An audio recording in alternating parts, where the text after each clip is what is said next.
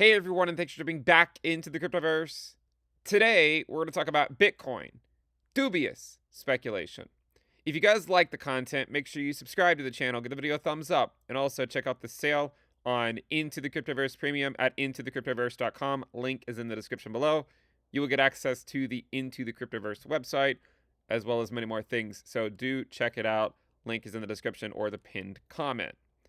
Let's go ahead and jump in. A couple of days ago, I put out a video where we talked, roughly about the bull market support band, and we continued talking about this 2019 comparison. Now, I think at this point, my YouTube audience really understands why I make the comparisons to 2019 because I'm more explicit in the discussion about it, why it is. It's obviously due to monetary policy.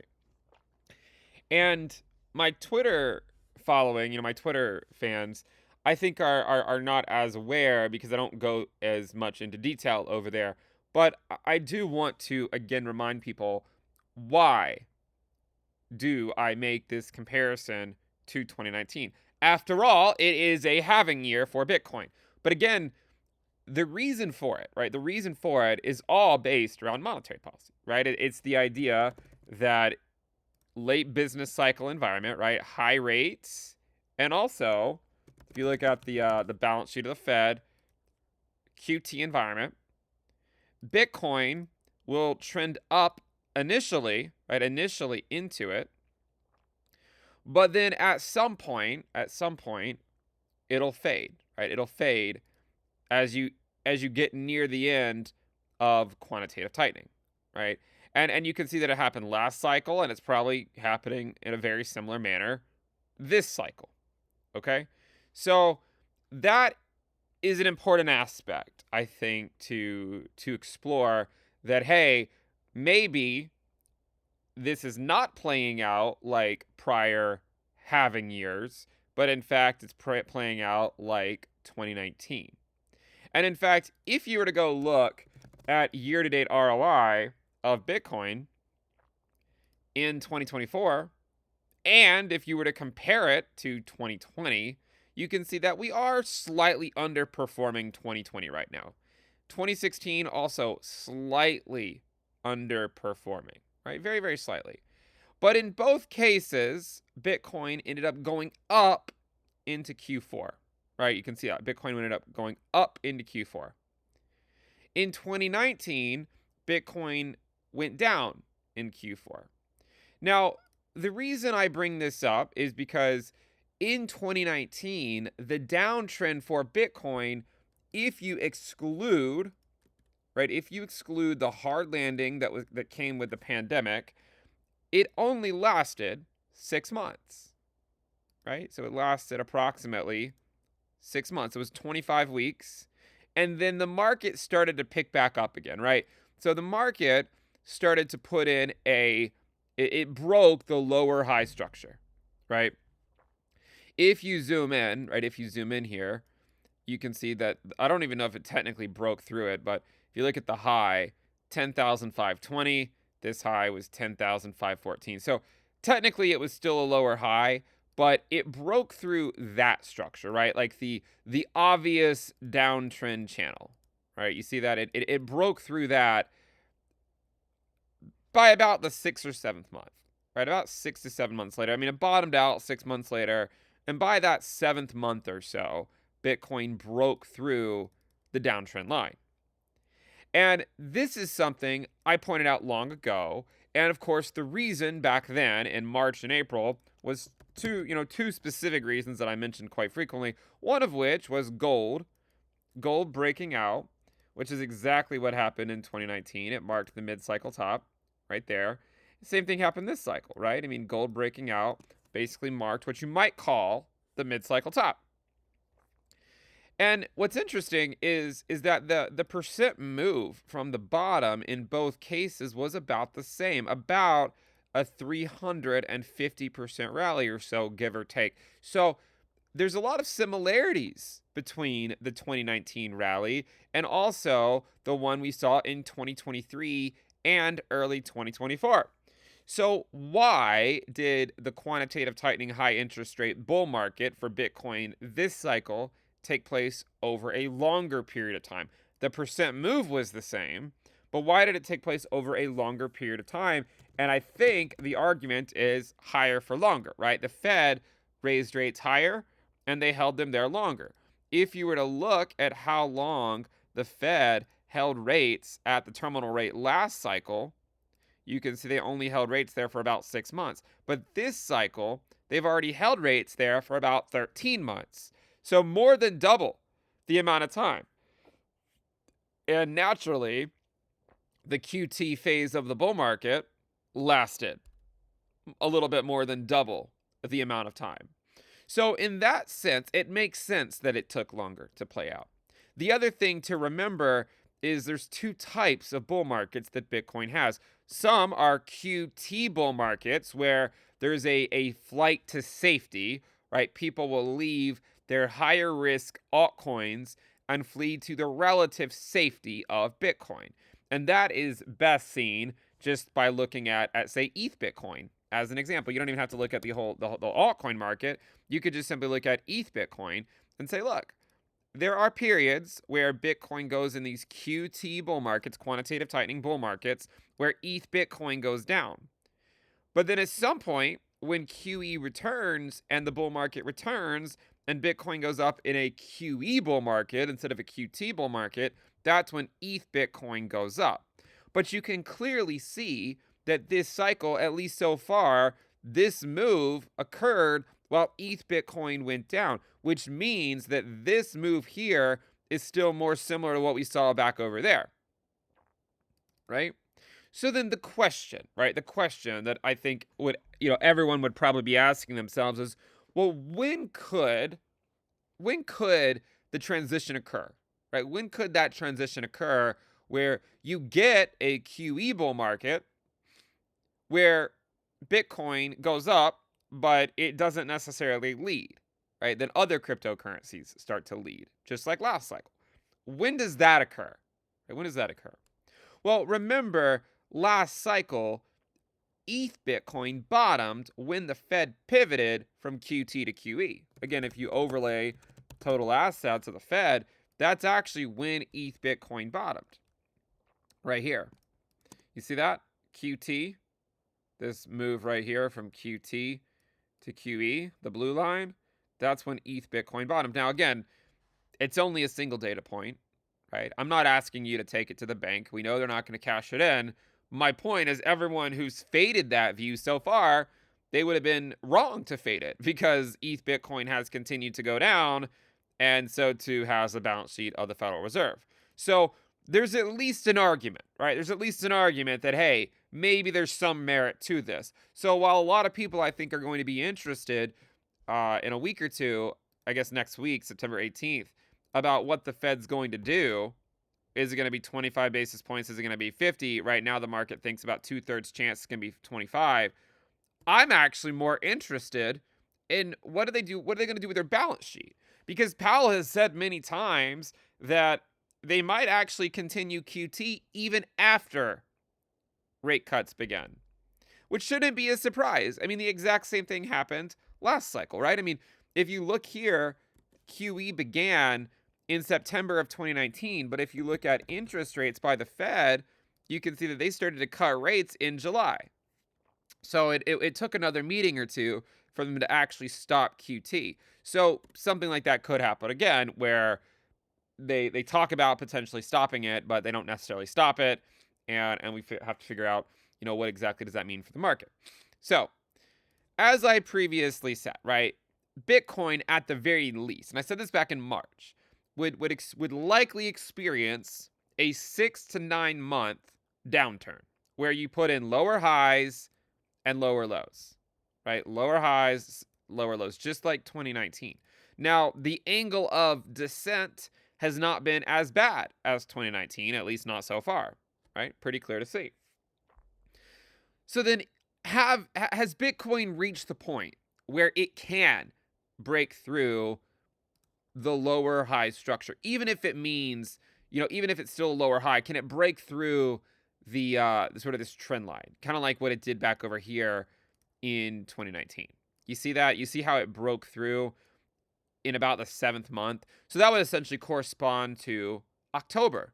So next month, could Bitcoin actually break through that? And the answer is no one knows, right? That's the real answer.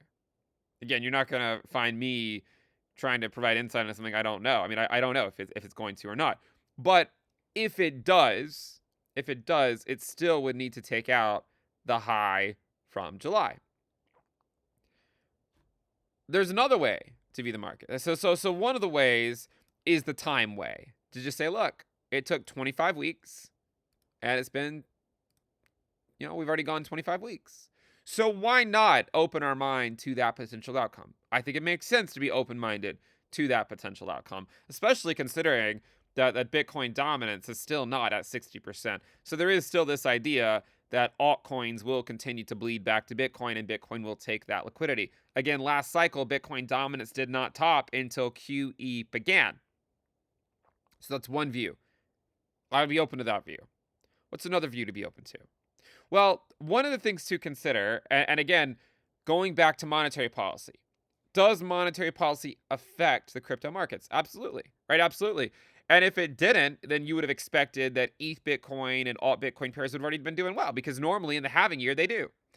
If you go look at year-to-date ROI of Bitcoin dominance, right? We're going to look at Bitcoin dominance excluding stables, and you look at what happened in 2016 and 2020, Bitcoin dominance generally trended down, right? And by about this point in the year, it was bottoming out before starting to go back up. But do you see this year how Bitcoin dominance hasn't really had a downturn like it has in prior halving years? But in prior halving years, we had QE and low interest rates. So this is proof, in my opinion, right here, that monetary policy plays a role. Because if it didn't play a role, then ETH Bitcoin should have bottomed last year, which it didn't. So when you think about, will Bitcoin take out this high? First of all, you have the time-based component. So if you're only looking at the time-based component, you would probably think absolutely, right? Markets generally trend up. They need a reason to go down, not a reason to go up. That's one way to look at it. And of course, the people that are permabulls will only look at that view. And I find it fascinating because it's not that I disagree with the view, right? I think it's plausible. But what I find fascinating, and I said this in the last video, is that a lot of the people that ridiculed the 2019 comparison back over here in March are now using it to support their bias. But they weren't willing to admit 2019 had any merit half a year ago. In fact, they mocked it relentlessly. But now, because they can point to the time component of the downtrend, now they're willing to discuss it. Whereas previously, they were unwilling to. Because to acknowledge it would have meant to tell their subscribers that, hey, they were wrong and Bitcoin was not going to go to $100,000 before the halving or just after the halving, like most of them were preaching back then, right? So you'll find that. And I've said this before, and honestly, to be completely honest, like I'm guilty of that stuff too occasionally, right? A lot of times, we'll have either on our bull goggles or our bear goggles. And at one point or at some point, you're only going to look at things that confirm your bias, right? So if you are bearish on the market, you're only going to find things that confirm that. If you're bullish, you're only going to find things that confirm that. And you're going to ignore everything else. So back in March, when I pointed this out, of course, it was easy for them to ridicule it, but it's because it went against their bias. Now they can use it to confirm their bias. So of course, why not use it? It's just one more thing they can say in the hopes that their outlandish price predictions from half a year ago actually come true.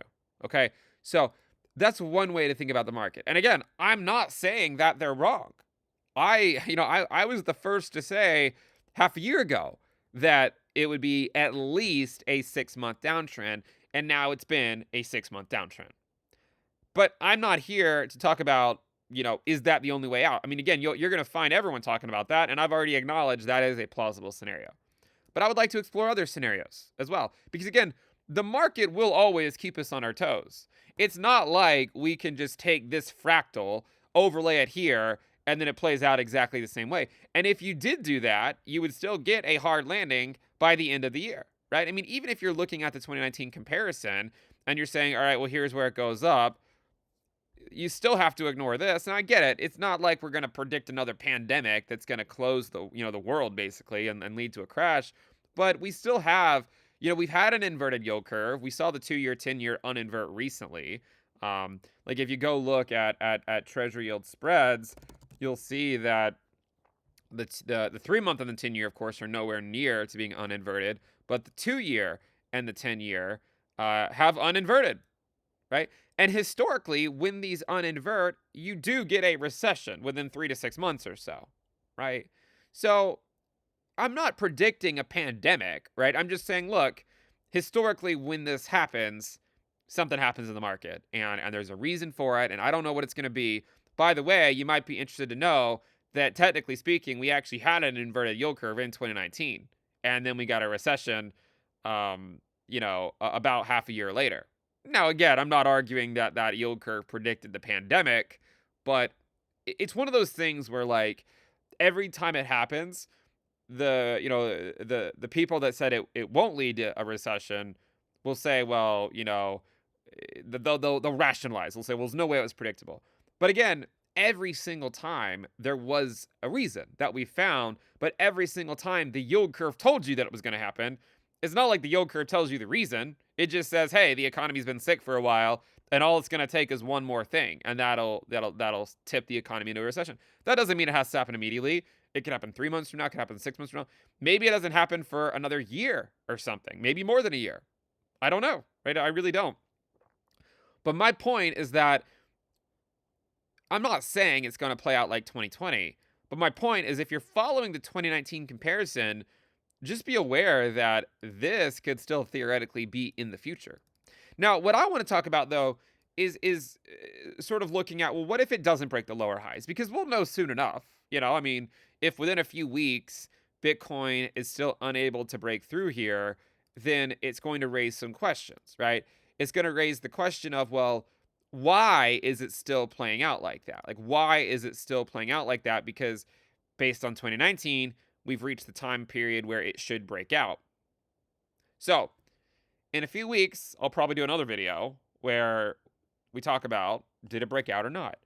And before we get to that point, if it breaks out, then the argument is that, all right, well, it's just following the 2019 move, right? 6 months down, maybe you get some relief around rate cuts, and then you figure out if you have a hard landing or not, or a soft landing, right? It could do something like this where it breaks out and then just gets a soft landing, goes slightly lower, but it's not nearly as bad as that. That's one option. And I honestly think it makes sense to be open-minded to that view. Again, this is something we said 6 months ago. At least a 6-month downturn, and it's been 6 months. But if in a month or two, right? If for some reason in October the market is not going up, what's the reason why, right? So if you go back to the crypto tab here, you go to year-to-date ROI for Bitcoin, you look in prior halving years, and you see that Bitcoin went up in Q4. If Bitcoin is not going up in Q4, right? If it's not, then what's going on? Like, what would be the reason for that? Okay, so that's what I wanted to explore. I'm going into this assuming there's a reasonable chance it just follows what it did in 2016 and 2020, maybe a diminished version. But even then, I mean, 2020 actually outperformed 2016, so it's hard to even say. But if by the end of the year, instead of Bitcoin up here, it's still down here, what could be the reason for that? Now, I talked about this idea briefly, and I want to talk about it again in the last video, right? But I want to explore it a little bit further. Last cycle, if monetary policy is important, right? If you believe that monetary policy does have an impact, which I feel like I've made the case for, then you could argue that it takes a certain amount of rate cuts to lead to occur in order for Bitcoin to break through that structure, right? And last cycle, it took 75 basis points of rate cuts. So remember, last cycle, right? Last cycle, the Fed funds rate was 2.5%, right? It was 2.5%. So you have two, well, let's just do 250. Again, I write the fives from the bottom. I know people have a field day with it. I'd say it's more efficient, right? Because think about it.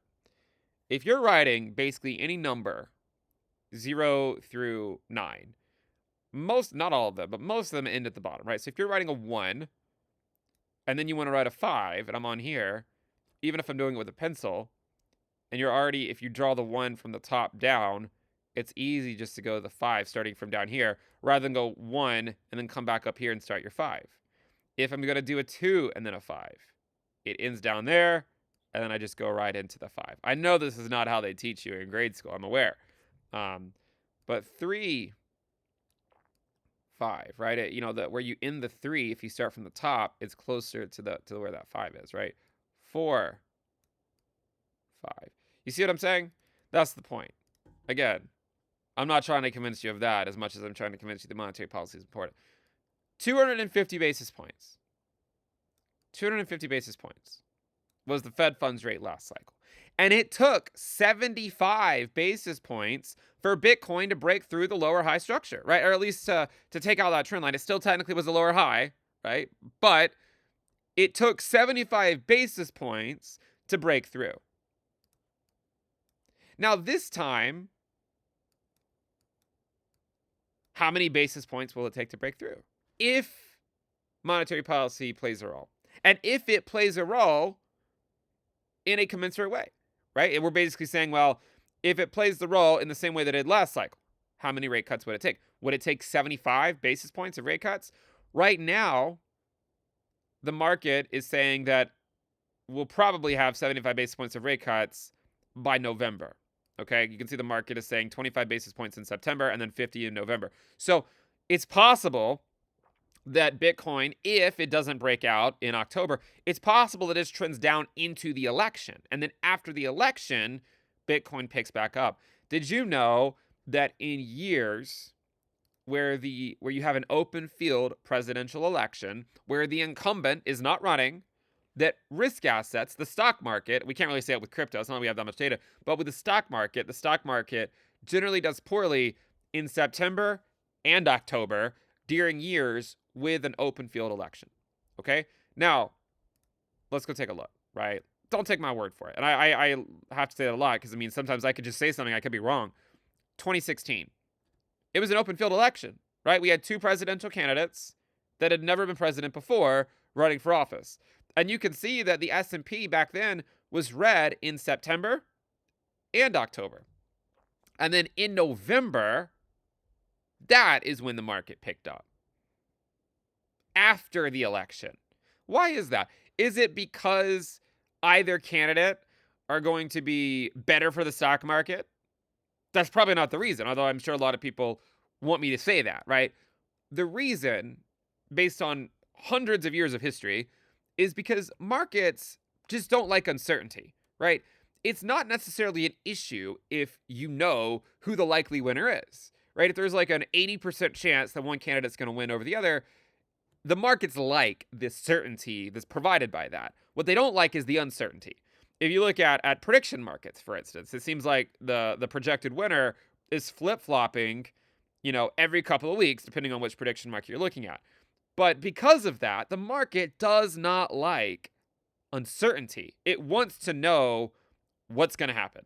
And when it doesn't know, that's what causes volatility. And that, it's 2016, the market was red in, August, September, and October.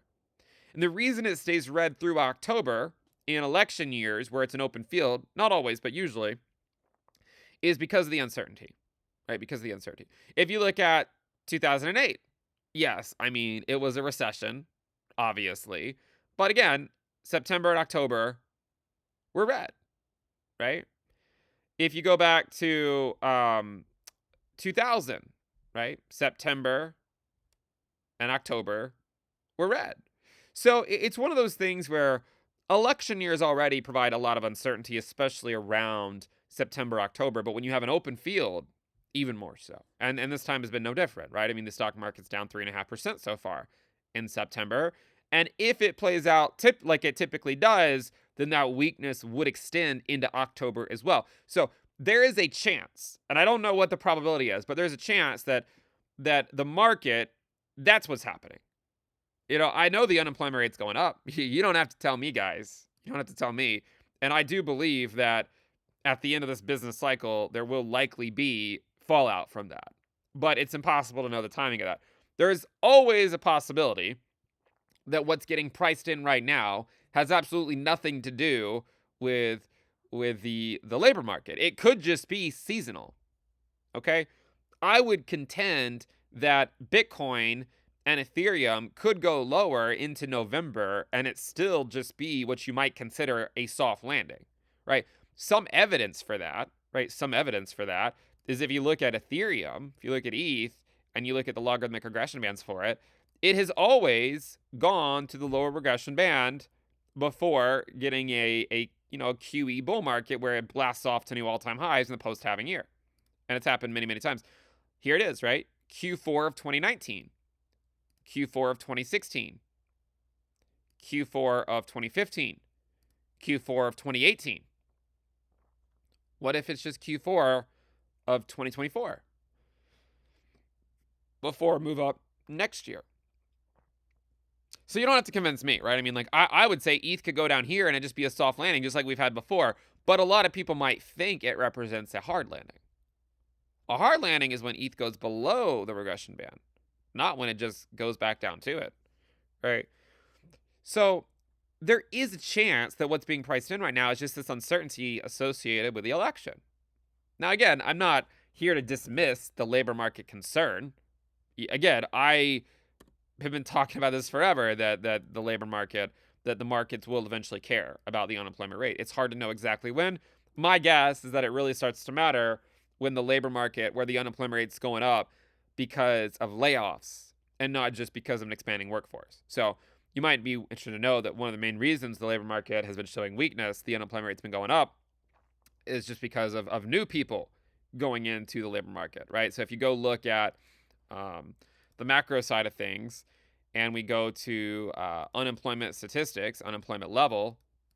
Sorry, I want to go look at unemployment level by reason for unemployment, right?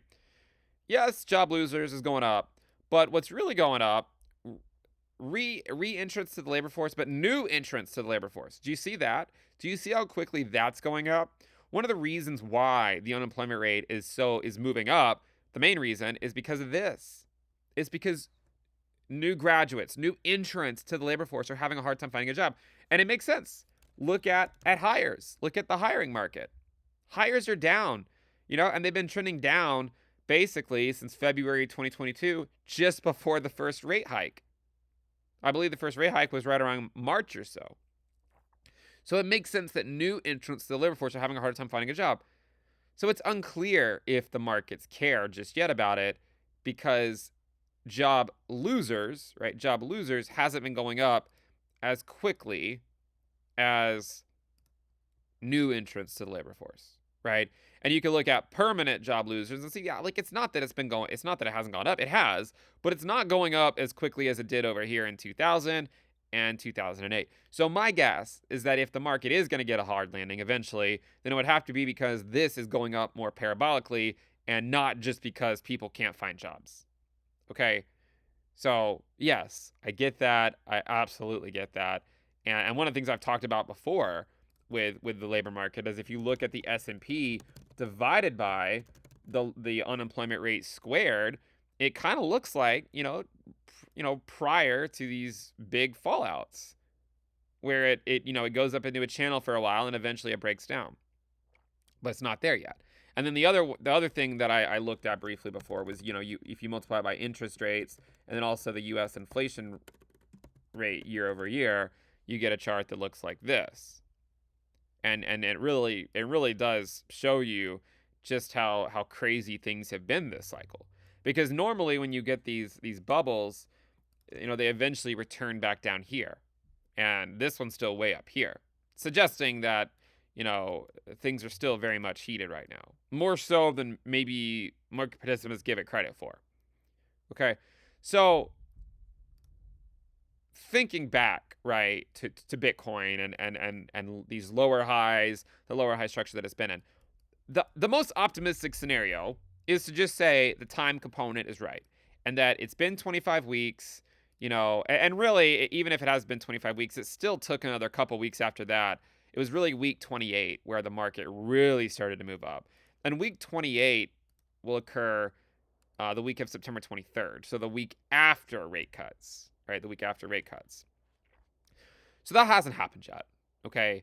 And the question is it a time-based component that matters? Is it just that Bitcoin needed 6 months to cool off?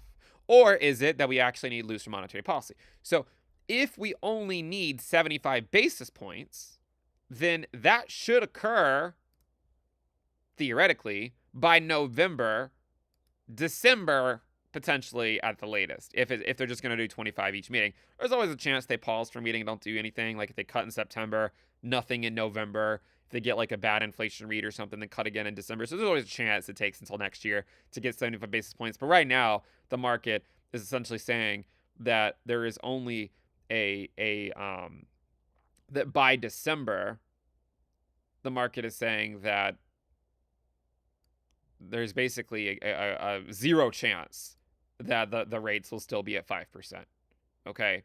Now, obviously, this market can be wrong, but the market is not pricing in right now anything but at least 75 basis points by the December meeting. So, with that in mind, if the time component is not important, but the rate cut component is important, then it could continue this through the end of the year. Kind of like ETH bled into Q4. And it does that often, actually. ETH strength normally comes in Q1 and Q2. So, when we think about that, is it as simple as that? Is it as simple as to say you just need 75 basis points, right? Maybe. Again, that might be the more moderate view, right? So the optimistic view is to just say, time component, it's been 6 months. If you take that approach, you still have to deal with the fact that there could be a hard landing by the end of the year. And actually, if you look at the time-based component, 25 weeks, it was actually another 3 months after that where the hard landing occurred. So if you have 25 weeks to get you there, 12 weeks past that puts you November 25th, right after the election. Kind of interesting, right? It's kind of interesting. So that's the 2019 view extending into 2020. So does it just take 75 basis points of rate cuts? Does it? And I could be on board with that. Honestly, I could be. With all the money printing that's gone on, who knows where R star is. But if you're not familiar, there's this theoretical neutral rate called R star that when interest rates are above it, the economy is slowing down. And when interest rates are below it, the economy is speeding up and heating up. And obviously, the Fed, they've made reference to this many times, they've put the economy into sufficiently restrictive territory, meaning they think that the Fed funds rate is greater right now than R star, meaning interest rates are sufficiently restrictive because they're above the theoretical level that would cause the economy to cool down. So that's what they think. And I think they're probably right. I mean, I do think that the economy, that their rates are sufficiently restrictive. But again, it's not about just the rate level. It's also about how long do you hold rates there, okay? And the longer you hold them there, the more of an effect it has. And the more, the bigger the toll that it takes. I know a lot of people watching this video, you're probably tired of all this, right? You just want it to be, this stuff to be over and for looser policy to arrive and to go back to the good old days, right? A lot of people want that. But 75 basis points is one potential option. But there's this other thing that makes sense to consider, and that's the fact that the terminal rate this cycle was not 250 basis points. It was actually 550. So then it draws into question, do you actually need 75 basis points of rate cuts for Bitcoin to break the lower high structure? Or do you have to solve for X, right? So if back in grade school, when the math teacher was saying, well, you need to solve this equation, you're like, well, when am I ever going to use this? Hey, this is a good chance to use it. So go over to Wolfram Alpha, and you can say 250 basis points divided by 75 equals 550 divided by X. You solve for X. And X is, sorry, let me see if I did this right. 100, yeah, so it's 165. So what that means, so 165 basis points. So if X is 165 basis points, that's pretty close to 175. So how long would it take? Is there a possibility that Bitcoin remains in this structure until there's at least 165 basis points of rate cuts? Is that a possibility? Again, I don't want to marry that view because I don't necessarily believe that it has to play out like that. But it's something to consider, right? Like if by the end of the year, if Bitcoin has not broken through this lower high structure and everyone's like, well, why the hell not? I thought this was 2019. Well, it's possible that it's 2019, but there's more to the market than just time. There's also the monetary policy component. So if Bitcoin has been unable to break through by the end of the year, then perhaps this is the reason. It could be that that Bitcoin needs 165 basis points of rate cuts. So what is the market saying right now? How long would it take to get 175 basis points of rate cuts according to the market right now? Well, again, the Fed funds rate right now is 550. So 200 basis points is 350. So 175 will be 375. So 3.75. The market right now thinks that the Fed will get the Fed funds rate to 3.75% by March of 2025. Okay? So that's another way to view the market. Now, I also have to say that this could be completely wrong, right? And the reason I say that is if the unemployment rate continues to move up as quickly as it is right now, then the Fed could end up cutting a lot more, right? They might not wait until March to cut, 175 to get down to like say 3.75 or 4%. That's probably the most likely scenario unless something bad happens, but you have to consider that if like the unemployment rate follows something like this, then they might cut a lot sooner. One interesting thing, how many times have people said this cycle that this time is different, right? You probably heard it say a lot. And that the labor market is different this time, post-pandemic. But what's interesting is that's actually not true.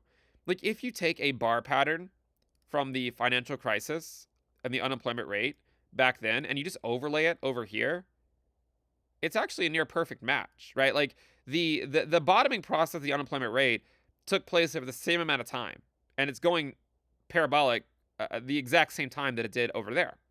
And if you look at it from the dot-com era, right, and you take that unemployment rate and you overlay it to this cycle, it actually, again, looks identical, right? So it's one of these things where I think a lot of people want to believe that this time is different, but then you go back and look at even the 1990 recession and you're like, is it? Or is it just doing what it's always done? And we're just too impatient to watch the whole business cycle play out. Is that a possibility? Is that what's going on right now? And people keep making these desperate comparisons in hopes that the market repeats itself exactly, when in reality, people are falling victim to thinking this time is different, and it's not actually different. So that is something I think is important, right? So I want to be open-minded, guys. Back in March, I feel like basically no one was open to this view, this 2019 style view of just slightly lower highs and slightly lower lows while Bitcoin dominance goes up. A lot of people didn't believe that. So I want to be open-minded to that process being almost complete, but not quite yet, but almost complete. Open-minded to that. But also open-minded to the point where if Bitcoin cannot get above this structure and it goes on and puts in another lower low, then this is probably the reason, right? It's because we haven't had enough rate cuts. And there again, there is evidence to suggest that monetary policy plays an important role, right? Again, if you go look at the year-to-date ROI, and we showed it for Bitcoin already, but if you look at it, you could still make the case that it is still similar to the prior halving years of 2016 and 2020, right? You could make that case. It's harder and harder to make the case that it's following 2021 or 2017, right? It's really fallen off those paths. Um, and even if you take the average of 2017 and 2021, it's really fallen off that path, which once upon a time it was following pretty closely. But what I think is still important is to look at that 2019 move. And that 2019 move, it was just lower highs and lower lows for a long time. Now, this time, the lower highs started in March, whereas over here it started in June. So it's been about 6 months. And that's why I say at least 6 months. And if you go look at 2020, where that 6-month downturn ended, the Bitcoin picked back up and then it crashed into a hard landing. So when I look at this and I try to think of what's going to happen, right? What's going to happen? I say, all right, time-based component could be correct, but if it's not, right? If it's not, and Bitcoin ends up getting another lower low that's not a hard landing, like if it's just another lower low and it's not a hard landing, where it's not like this type of a drop, but it's just sort of like another slightly lower low again, then I think your answer is right here. And that would definitively say once and for all that, hey, look, you guys keep, the people that keep ignoring monetary policy, you should not keep ignoring it. Okay. So let's see what happens. Let's see what happens here with Bitcoin, and how it reacts going into the first rate cut. What's interesting is that last cycle, Bitcoin, if you look at where the first rate cut occurred, it occurred July 31st, right? So the Fed on July 31st came out and said that was when they were going to cut rates. They cut rates 25 basis points. So when they cut rates, you can see that 2 weeks before they cut rates, Bitcoin went up. But then the week before they cut rates, Bitcoin went down. And then right after that going into that first rate cut, those 2 weeks going into that rate cut, you can see that Bitcoin went up and it formed a lower high, right? It formed a lower high. One way to view the market is to remove the bull market support band and just put the 100-week SMA on there. And just say, all right, listen, there is this support level there in 2019, just like there's been this support level here in 2024. And the move by Bitcoin to the 100-week moving average did not occur until about a month and a half after the first rate cut, right? So we're about to get the first rate cut. So if Bitcoin does what it did over here and it just sort of rallies into the first, if it rallies into the rate cut, like what it's doing, and then bleeds down again and then drops to the 100-week moving average by November, that is what or October, right? That's what a soft landing would look like. And then it's possible that Bitcoin just finds support there, kind of like it did in 2016 when it broke through the 100-week SMA and then fell back down to it. Which, by the way, there was also talk back then about a soft landing or hard landing. And when Bitcoin fell there in 2016, it was also when the stock market was dropping as well, right? Like if you overlay the S&P 500, you can see the stock market was dropping, and that's when Bitcoin went back to the 100-week SMA, right? So yeah, I mean, even here, right? Bitcoin fell to the 100-week SMA, and the stock market was really struggling through that time. After Bitcoin went to the 100-week, the stock market picked back up again for a while, and then we had the hard landing. So there's a lot of different ways to view this market, and a lot of different ways. But I would say that be open-minded to the time-based component, but also, don't ignore the fact that monetary policy does play an important role, and the fact, too, that if you look at this low over here, right around the time of the ETFs, ETH has already retraced to that level, right? The altcoin market is close to retracing to that level, right? It's not too far away. It already kind of has wicked down there. Bitcoin has not yet gone to that level. And it doesn't mean that it has to. Like, obviously, you expect during QT high interest rate that Bitcoin would be the most resilient. But on the other side of rate cuts and QE, if it plays out like last time, Bitcoin took this plunge right there to the 100-week right after QE began, right? Like if you overlay total assets by the Fed and you look at when Bitcoin had the drop to the 100-week SMA, it was actually right. I think I actually overlaid Bitcoin. If you overlay total assets held by the Fed, you can see pretty clearly that right when the Fed pivoted to QE, that is when Bitcoin fell to the 100-week moving average. And we haven't had that yet, right? We haven't seen that pivot from quantitative tightening to quantitative easing. So that's also a relevant way to look at the market. And again, this isn't something that most people on Twitter are even going to talk about because, it's better for them to just talk about, hey, it's been 6 months. We laughed at Ben back in March when he said that was what's likely going to happen. But now that it has happened, let's use it to confirm our bias. Okay, so be careful, right? Be careful. I could see that view, but don't lose sight of other views as well, because that's how you can get wrecked. If you just sort of, you marry one outcome and you're unwilling to see any other outcome. Even ETH, ETH is one of these things where, like, ever since March, I feel like so many people thought they were right, especially with the launch of the ETF. And how many times did I say it's not going to affect anything? The ETH ETF is not going to change anything until looser monetary policy returns. And you can see that it didn't change anything. Yes, I mean, it got another pump back up in June. So you had a March pump and a June pump. But so what? You had the same thing in 2016, a March pump and a June pump. Who cares? Even in 2019, you saw the market sort of go up here right into March and also into June. Who cares? It still bled in the back half of the year, right? And that's what it's been doing ever since. So that's where I stand right now on the market. I mean, by the way, if you're curious, where does Bitcoin need to go to break this trend line, right? Where would it need to go? It depends on how you draw it. But let's see if you draw it like that. Where would it need to go? Well, it would really need to get above 69K, right? Around 70K, right? Really around 70K is where it needs to go. The last lower high was at $70,040. So it would need to get above that for it to break this structure, okay? And to follow that 2019 pattern. But in the same way that the uptrend took 6 months and the downtrend took 6 months, this uptrend took over a year, right? So, I mean, it's possible that the downtrend takes longer than just 6 months if it's equitable in terms of time, right? And that's the thing, right? That's sort of the thing about the bear goggles versus the bull goggles, right? If you have your bull goggles on, you're only going to see the 6 month down, right? The 6 month down before it started to go up, and you're going to ignore the hard landing, right? If you have your bear goggles on, you're going to say, oh, well, yeah, if you're looking at the time component of 6 months, yeah, about really it took what, till week 28 to break the lower high structure, till week 28. Guess how long the uptrend was? 28 weeks. But this uptrend over here was 68 weeks. And 68 weeks puts you all the way out in June. Now that seems kind of crazy, right? June of 2025. That seems kind of crazy. There is precedent for it, right? It's not like it's impossible for that to happen.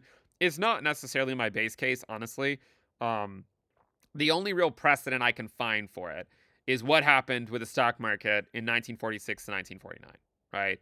And basically what happened back then was you had World War II, you had a lot of money printing because of World War II, and when you had that and you had high inflation, you had the market sort of dealing with all that inflation, and then at the very end, right, you can see that the markets topped out in the summer of the election year.